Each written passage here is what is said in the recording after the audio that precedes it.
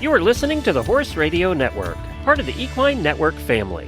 What a beautiful day for horses in the morning. You are listening to the #1 horse podcast in the world. Here is your entertaining look at the horse world and the people in it.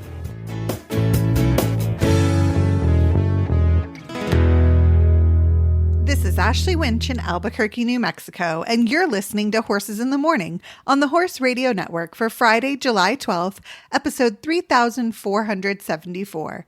This episode is brought to you by Kentucky Performance Products. Good morning, Horse World. It's Friday, and another weekend of riding is a few short hours away. Jamie and Glenn are here to help you make it through the day with some fun guests and some really bad ads. Enjoy the show.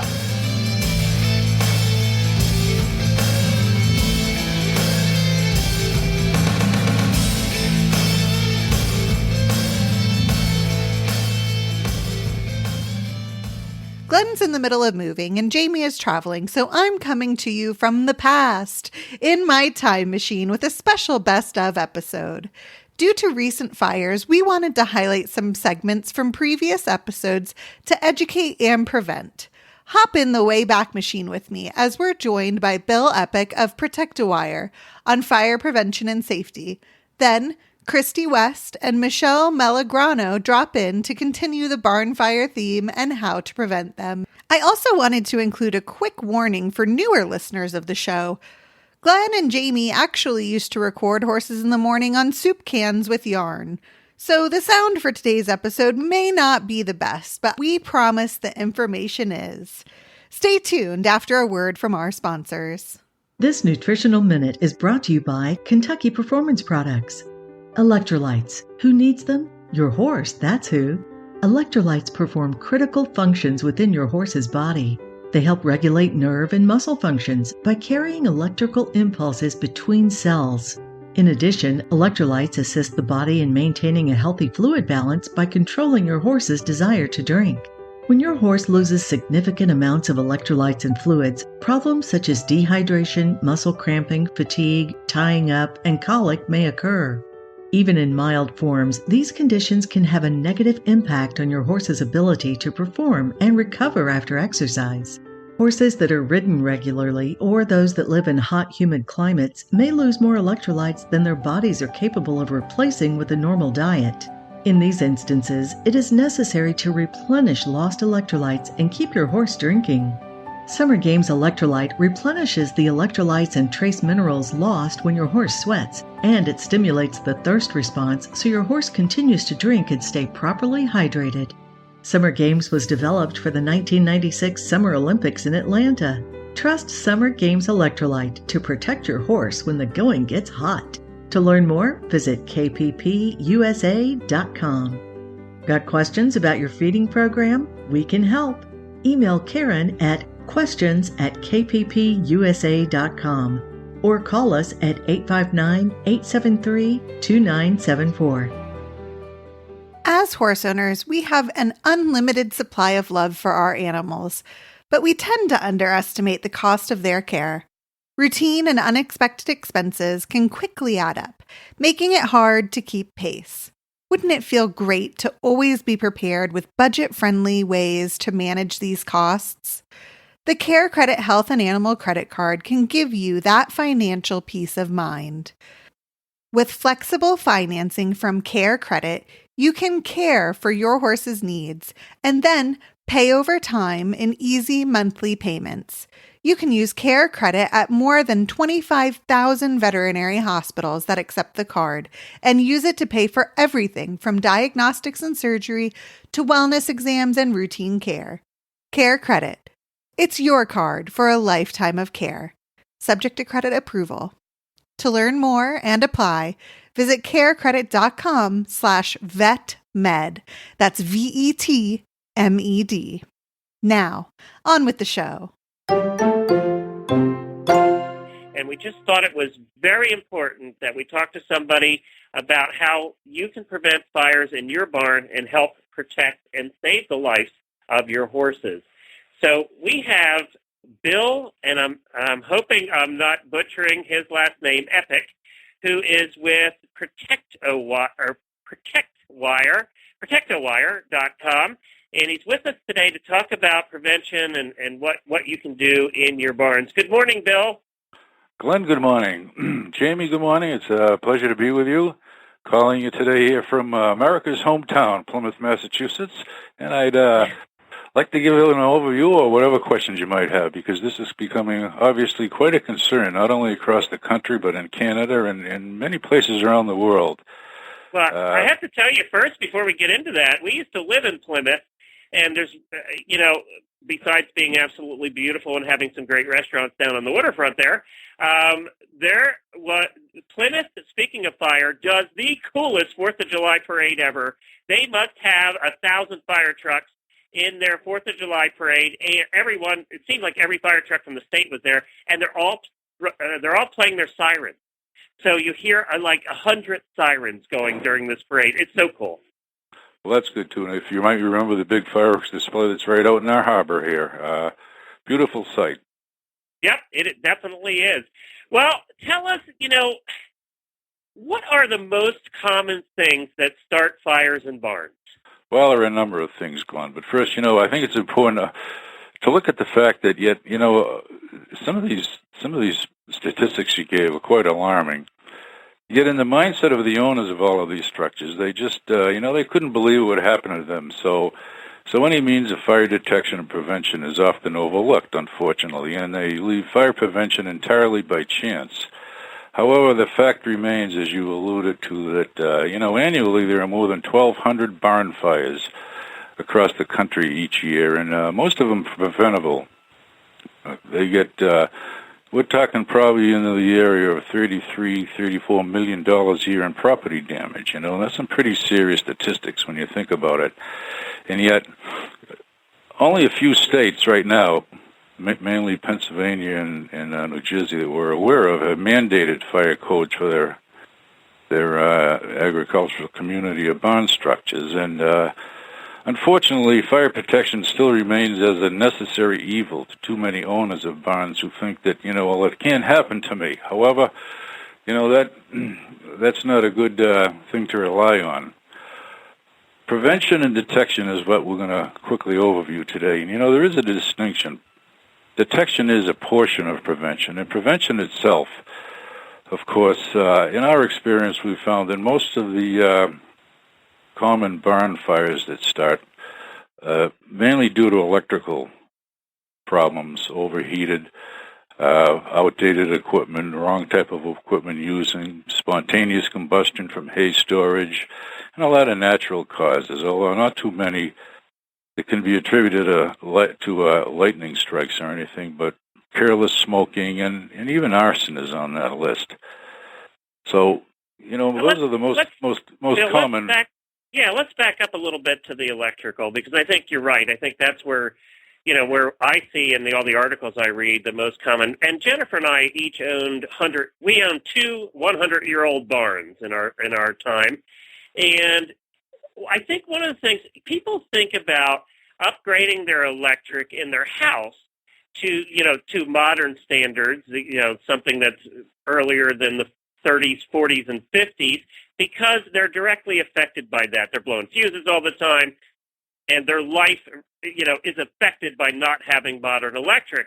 But in the barn, because we plug so few things in, we tend to not want to upgrade our electric, yet in the barn is where the wires get chewed on the most, so you have exposed wires, and you have a better chance of having a fire in your barn from those bad electric wires or old electric.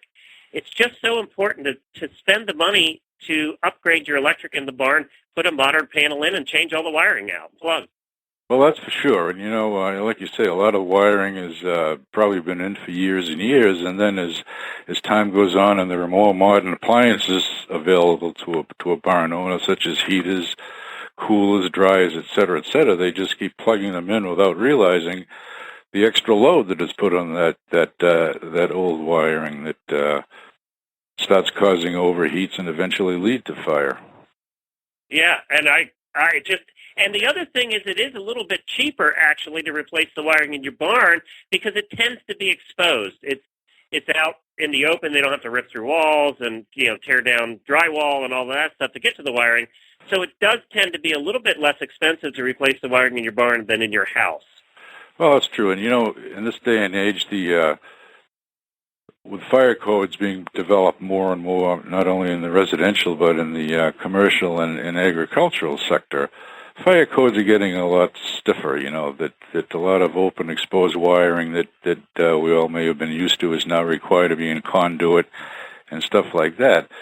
But, in terms of fire detection for barn applications, a lot of the commercial codes that would seem applicable to commercial installations wouldn't be applicable to a barn installation. The design criteria that people have to look at because the construction is different. The environment is a lot harsher in a barn with all the dust, dirt, chemical presence, and urine droppings and vibrations from equipment. They're just not the same type of situations that would be involved in a commercial or a residential application that is often overlooked, Right. Well, and, people tend to have, we've all been lectured at so long now that we tend to have smoke detectors and things like that in our houses, and I wonder how many people actually have anything like that in their barns. Yeah, well, it's coming about, though. Until fire detection gets mandated by state codes, it's probably still going to continue, unfortunately. But, that's why we got into the market. Not specifically this market, our involvement in detection such as this, and we would classify this as special hazards. In most of our lives, that is, the company Protectowire has been involved for over 75 years in industrial applications. So if you're used to living around cable trays, conveyors, dust collectors, cooling towers, pipelines, bridges, special hazards like that where normal type of detection would be unsuitable, that's where linear detection steps in and takes over. So, we thought, like we did about 8 or 10 years ago, looked at as a quick example, covered bridges around the country. They're antiques. A lot of counties have them. They were subject to arson and fire, and we went on a major program to provide covered bridge detection, which worked out good. And we think that barn fire protection is the next thing that should be considered, especially with the statistics that are alarming across the country. So while we're not saying that linear detection is the only solution. Now, you'll have to explain that. You're talking a little bit over our head. Okay, what's linear detection? Let me give you a brief overview. Linear detection is a technology that the company developed back in 1938, just before the World War II started. And essentially, to make it simple, is two steel conductors, two small conductors with a proprietary heat-sensitive material around each conductor. Okay, now that's enclosed in an outer jacket, so the whole outside diameter is approximately 1/8 of an inch. So if you could picture this cable now that has a heat-sensitive material between two conductors, a length of this wire is strung out up to 5,000 feet. Anywhere along the length of that wire, if the ambient temperature rises to the melting temperature of the heat-sensitive material, it will melt, and the two conductors come together just like a closed switch, which becomes your alarm point. And you can accurately measure the distance to that overheat. So in its simplest form, it's a continuous length of fire detection. Well, how is it used? Well, in areas where there's a lot of concealment, for instance, in a barn where there's hay storage, we can string it through the stack of bales, around on the floor area, around stalls, around the bottom underneath the hay where there might be any overheat or anything develop, but mainly in hay bale storage, but more importantly, along electrical lines, so that anywhere you get an increase in heat, a slow developing heat, which will occur, of course, before any ignition occurs, which will eventually lead to smoke. So it's an early warning device, and the early warning device is what we're concerned with because it's able to alarm and notify that there's something developing before it reaches to the stages of ignition or an overheat. Now, coupled with that in a barn application, we would, of course, expect other types of detection because if you've got large spaces to overheat, by the time, for instance, if the detector was up on the overhead, it would take a long time for any heat to be developed to get up to there. So additional devices such as smoke detectors would be used in their specific areas. You know, a smoke detector in a barn area isn't going to be too useful because of the dust and the contamination. But in kitchen areas, tack rooms, stuff like that, storage areas where there might be fast combustibles like paper and stuff, you'd want to use a smoke detector. Steps beyond that, well, we've installed flame detectors in barns so that, you know, once you see a flame detector or a radiation detector works on the basis of being able to detect visible light so that the instant a flame does occur as a result of ignition, you can get an alarm. And they work, in terms of milliseconds, to give you an idea of how fast a flame detector would work. But, of course, they're quite an expensive proposition to put in. Smoke detection has seen a lot of advancements over the year now to the point where there are what's known as aspirated smoke detectors, which is a device that continuously monitors the ambient air by having a pump that sucks air that's in the ambient air throughout the barn area into a chamber that will alert even with the smallest particle of gases of smoke. So, you know, with a combination of in a whole barn area with linear detection in areas that are concealed where heat will develop before it turns to a ignition point, coupled with smoke detectors and flame detectors, you know, you could get into some pretty big money. But on the other hand, as a minimum, with a linear detector strung throughout barn areas that are suspected where you have a suspect of overheat, you know, at least you've got an alarm that will notify. So detection to draw the line, detection isn't the overall solution. It has to be coupled with prevention so that you wouldn't hopefully ever get to the detection stage, you know. Right. And Bill, I got to ask you, what if I was to walk into my barn right now, because I think we're getting a little deep, if I was to walk into my barn right now, what are some of the things I should be able to see and go address at that moment? What are some of the most common things you see in fire safety prevention? A clean barn, obviously, first of all. You know, you want to make sure that there's no oily rags or trash being packed up and no loose hay. And, you know, hay storage is another thing. Hopefully you don't want to store any hay at the stall level. You want to get it at least up in the overhead above the stall area because in the event there is an overheat of fire, you know, fire and flame is going to burn upward, and at least you'll have a chance to evacuate horses and stuff. So then, you know, proper hay storage is a very important thing to consider. Now, I have to say, a lot of people recommend that you do not store your hay in the same barn where the horses are, and that's probably a darn good recommendation. However, you know, having owned a couple big barns, I only had one barn. It would have been very expensive to have to store our hay someplace else because we'd have had to have a second barn built or a shed. But yet, the hay is hugely flammable. Oh yeah, it certainly is, and you know there are most normal recommendations you'd find if you have the opportunity to have a second barn would have it at least 100 feet away, because in the event of a fire, you know, the radiation from a flaming barn like that, which takes 3 to 5 seconds to reach its maximum burning rate, radiates an awful lot of heat that could affect nearby buildings. So obviously the second barn approach would be good, but a lot of folks don't have that, and they couldn't afford it. But as a minimum, if you do have storage within a barn, hopefully it could be done overhead at least.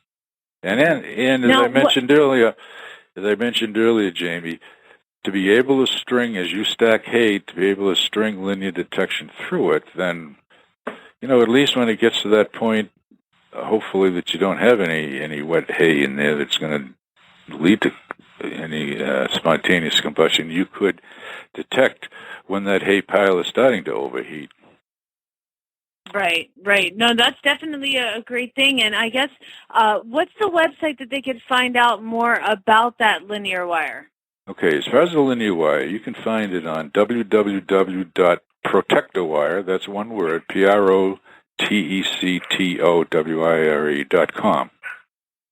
Now, let me also add that another very, very good source of barn fire information that covers a lot more detail than we're able to discuss here can be found on the website Fire Safety in Barns. It's one word, Fire Safety in Barns. It's a wonderful website that gives an insight of all aspects of good housekeeping, good horse care in a barn, and evacuation principles, building escape routes, and it's just a wonderful website. But Perfect.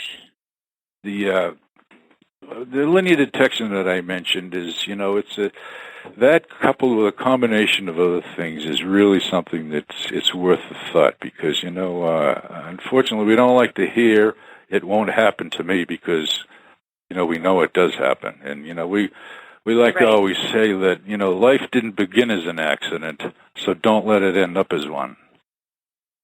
Yeah. Absolutely. Well, Bill, thank you so much for joining us. It is protectowire.com for that kind of the wire, the linear wire, and then firesafetyinbarns.com. You can go through that and kind of see where you're making your mistakes. So we do appreciate you joining us so much today, and thank you so much. We have Christy on with us. Good morning, Christy. Good morning. How are you doing, Glenn? I am doing fine. So I have to ask you before we get into talking about fires and things that so I planned this vacation, and we're going away next month, and we're going to go over to the Smoky Mountains, and I'm going zip lining for the first time, and I'm so excited about it. And then I got to thinking about you going, you probably, zip lining wouldn't do much for you, having jumped out of an airplane 8,000 times. Zip lining just wouldn't do much for you, would it? I've never tried, so I guess I wouldn't know. Maybe I'll have to. It's so controlled, and I did kind of have that impression when I went parasailing. I will admit. Okay, hold on. So parasailing was not thrilling and exciting to you? Well, it's just a ride. You go up. I mean, the view is great. It's a nice thing to do, to see the coastline. I was in Myrtle Beach, South Carolina, when I tried that, and it was cool. But okay, I didn't really do anything with it. Hold up, I can't fly the parachute. And I thought I was going to die when I was parasailing, and I was terrified. I'm over the water. I hate the ocean anyway. I just like to stand on the beach. I didn't want nothing to do with it, and I was forced into it, and I thought parasailing, I'm like, this rope is going to snap. It's going to take me away into outer space, and then I'm going to drop down in the middle of the ocean and get eaten by sharks. Sharks, people. So there you go. I think zip lining. We got was sharks like in outer space all in the same sentence. That's awesome. You're our hero, Christy. You are our hero. I don't know. I think Jamie's my hero. She's got sharks in outer space.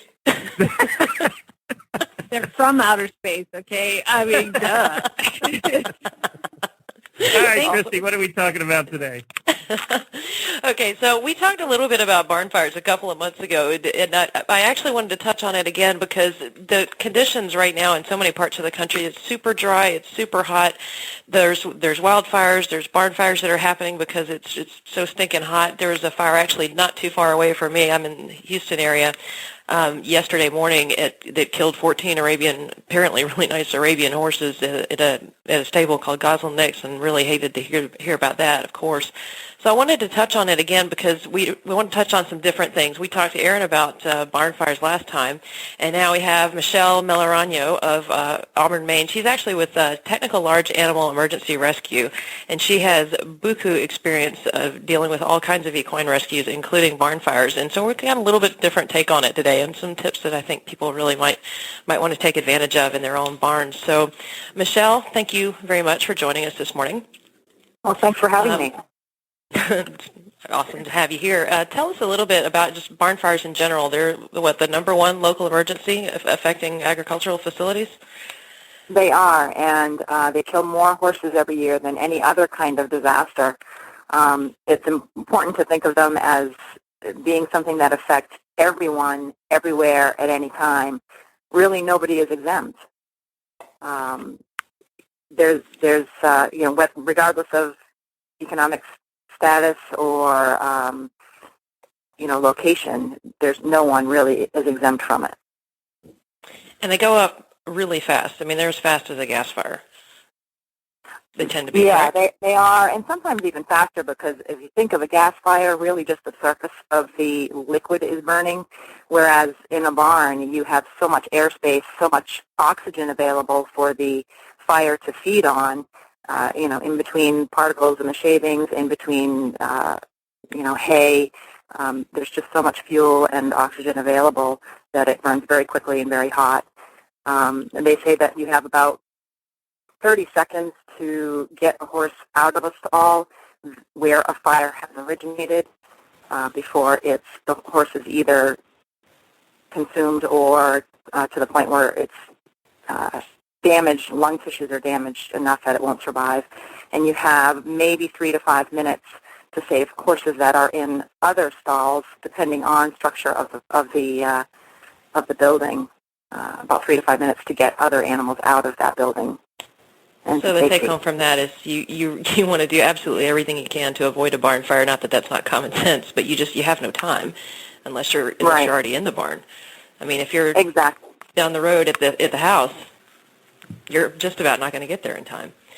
Right, and most of our places have constructed barns away from our houses for that reason, to make it safer for us. But it does delay our response, and it's difficult, obviously, to enter the barn when it's involved that way. Really, it's about how the buildings are structured. We really maybe need to focus on changing the barn designs so that you have better egress for people and for animals, better suppression systems, and alert systems, and easier access to the horses to get out as many as possible and as quickly as possible. Sure. Now, if I read some of the numbers that we were looking at last night correctly, most barn fires are very preventable, correct? Yes. I mean, when you think about, most of them are due to human error of some sort, whether that's most of them are accidental, obviously, but often due to faulty wiring, where you can eliminate some of the risk there by putting all wiring in conduit, not using a large amount of extension cords. And if you have to use extension cords, use the more of the industrial-sized ones as opposed to the little ones. Yeah, you know what? I got to make a comment on that, because even at our barn where we keep our horse at the boarding stable there, when the temperature's been what they have been, around 100 degrees, you have fans on every stall, and barns aren't set up. If they were built before the last 20 years, they are not set up with outlets every stall. So you have extension cords everywhere. You do, and I'm so glad pretty you went scary. There. Yeah. Well, you do, and I don't know how you avoid that unless you go to the expense of having your whole barn rewired. I mean, I don't know how you avoid that. Yeah, it's difficult to avoid it because you do have to, like you said, it's 100, 110 degrees. Those animals really need some way to stay more comfortable. And if a barn has not been built with that in mind to begin with, really the only way to get around it is with some of those individual fans and, like you said, a lot of extension cords. I was just at the Kentucky Horse Park for a large horse show they're having there, and they have capacity for almost 2,000 horses, and every single stall had a window box fan on it, and I couldn't believe the amount of extension cords. You can, in some cases, utilize the larger industrial fans at the ends of aisles, but it's virtually impossible in that type of a situation where many different farms and stables are coming in and individually caring for their animals. But you could use them and better utilize them in private farms. And what if you don't use the individual fans, and of course very important if you are going to use them to keep them clean, keep the dust out of them and whatnot. But we talked a little bit about using the bigger fans, right. The bigger ceiling fans, the big ass fans. Right. Sorry, Glenn. No problem. But the big ass fan factory's right down from our house. But it is true, and it's tough, and especially if you're boarding and you don't own the facility, then it's even tougher because you're not in charge of all that stuff. You know what I mean? Exactly. And if you're going into a boarding facility, which is it's a great point that you bring up, that's one of the things that you can ask about. Certainly, if you're researching boarding facilities, find out what their plan is regarding fires, fire suppression, how they handle those things, if they have an evacuation plan. All of those things are very important when you're trying to choose a boarding facility. You want to make sure that they have something in place where the humans and the horses are part of their plan for evacuation in any disaster, really. And the humans should know that plan, all the humans, not just the ones who work there. Correct. We have quite a laundry list of tips, and some of them cover barn design, which, of course, if you're going into a barn, as we were talking about, you can't control. But some other things, like having a posted evacuation plan that we can control a little bit as far as where we go. So, can you tell us a little bit about? Let's just run down that list and touch on a few of those. We don't have a ton of time, but want to make sure we touch a bunch of them. Well, fire extinguishers obviously are one of the most important things, and not just having them. And a lot of people have fire extinguishers, but they're tucked away in a closet somewhere where no one has seen them or knows where to find them. They need to be hanging on walls in aisles, easily accessible. You need to have overhead signs that clearly mark them, and you need to check them on a regular basis. Egress or access to the outside for humans. If you have a very long barn of 30, 50 stalls, a lot of times there are just the end doors, and that's very difficult to get in and out of in an emergency. You need to have side exits as well. One key thing that does improve your chances of getting horses out safely is to have exterior doors on every stall. Now, clearly that's an added expense, but if you do have that, you have the ability to get in from the outside without entering the structure and then sort of driving the animals out and perhaps up a fire lane to a safe enclosed paddock. Too many people think that you can sort of run down the aisle and throw the doors open for the animals to run out, but the reality of that is the animal gets fed, watered, and left alone in his stall. That's his place of safety, and he's not going to leave it even when there's fire, just over his head. It's just like a kid who hides underneath his bed in an emergency or in a fire. They're scared, and that's their place of safety, and they really aren't sure what to do. Yeah, we've read a number of reports of horses getting out, getting clear of the barn, and turning around and running right back in. So important to have a place where you can find the horses away from the fire trucks, away from the barn. Hopefully, a place where they've got something to snack on to settle them down a little bit. All right. So there are a number of other things on this list I thought were really good. We touched a little bit on the doors within 30 meters of any point of the building to make it easier to get out, so you're not running down that long barn aisle. Right. Updated electrical wiring, using only UL-listed appliances such as your fans, minimal extension cords, caging light fixtures so that horses can't reach them, break the bulbs. Obviously, injury hazard there as well as a fire hazard. One thing that I actually hadn't heard before, which makes all kinds of sense, is having your breaker box or some sort of main power shut off near an external a way to get out of the barn, so that people can shut down the power if there's an electrical fire going on. And get it started. Yeah, or the fire department can, has access to that as well. Sure. Without having to enter the structure and hunting for it. And this one I thought was good for, excuse me, with the risk that we've got of wildfires right now, especially down in Texas where it's dry as a bone. Having the recommendation is a 33-meter called defensible space around the barn. Right. So you don't want your tractors parked alongside the barn. Those are just additional things that can catch fire and increase the size of the fire. Too often you'll see horse trailers and trucks parked alongside, or hay stacked nearby. All kinds of additional things that just can get involved in that fire and increase it to the point of no return, really. Sure. Talk about some of the things that you can do prior to. If you're building a new place, one of the most important things is to include sprinkler systems, or some other sort of fire suppression or detections. We have smoke alarms in our houses, but those really aren't good enough in barns.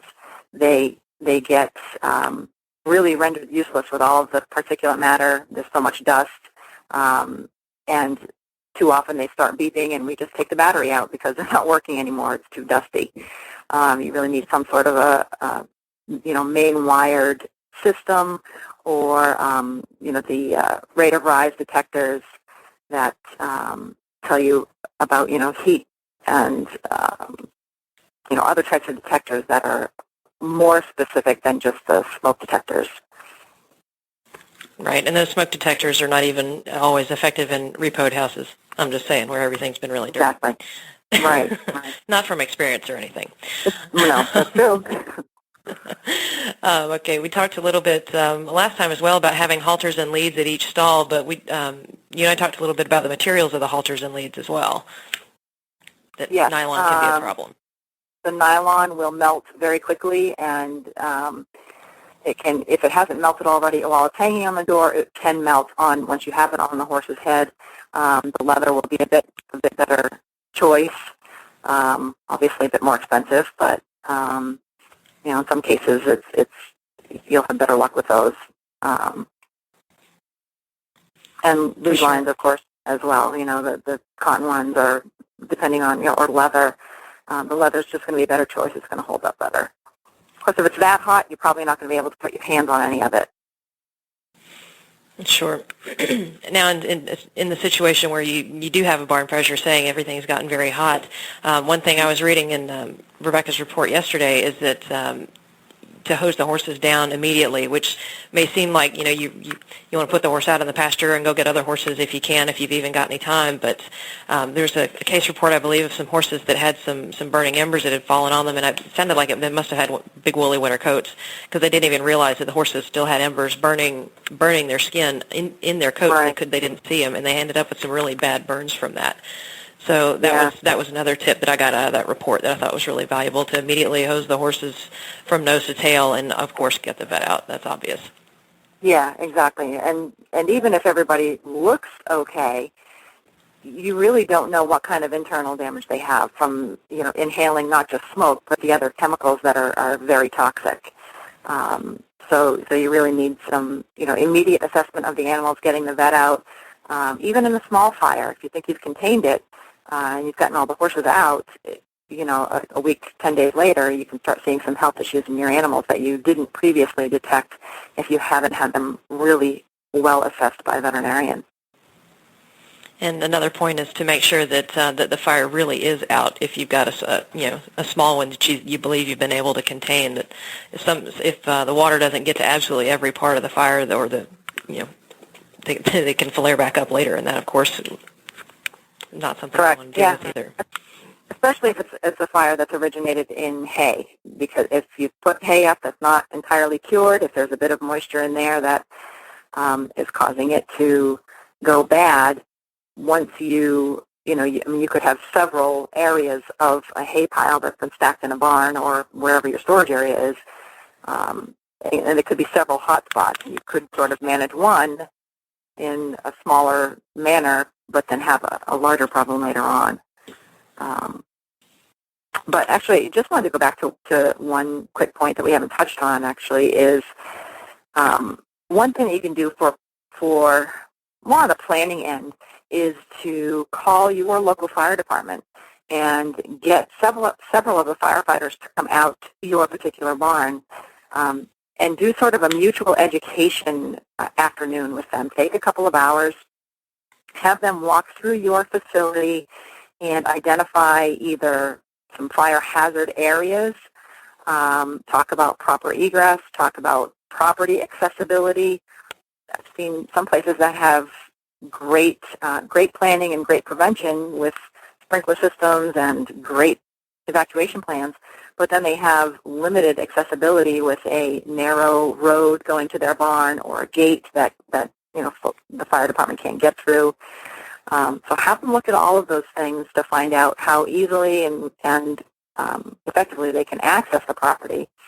Have them look at those hazard areas, and then you take the time to educate them on horse behavior, some horse handling, how they can help you if there's an event on your property, how they can help you with the animals, and making sure that everybody's working in the same, with the same goal in mind.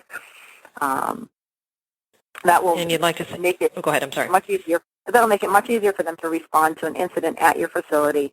They'll be much more familiar with your property and your buildings and where things are. If they know the hay is in one barn and they know that's just the hay barn, but the horses are in a barn right next to it, they can concentrate on keeping the animals safe or helping with the evacuation of the animals and fighting, the hay, not worrying about burning the burning hay, but worrying about burning animals. They'll be much more familiar and have a much better response and evacuation plans with you. That mutual education is very important. Right. It never hurts to make friends with the fire department, ever, especially if you're in a rural area. Right. I think so. Well, we've got another little bit of information that Glenn I will post here on the Facebook page in a moment. Okay. Rebecca Jimenez, you may remember she was going to be on the show a little while ago. We had a little scheduling issue, but she sent us a video called "What It's Like Inside a Barn Fire," and I think that's something that everybody really needs to see. I'll post that up there in just a few minutes.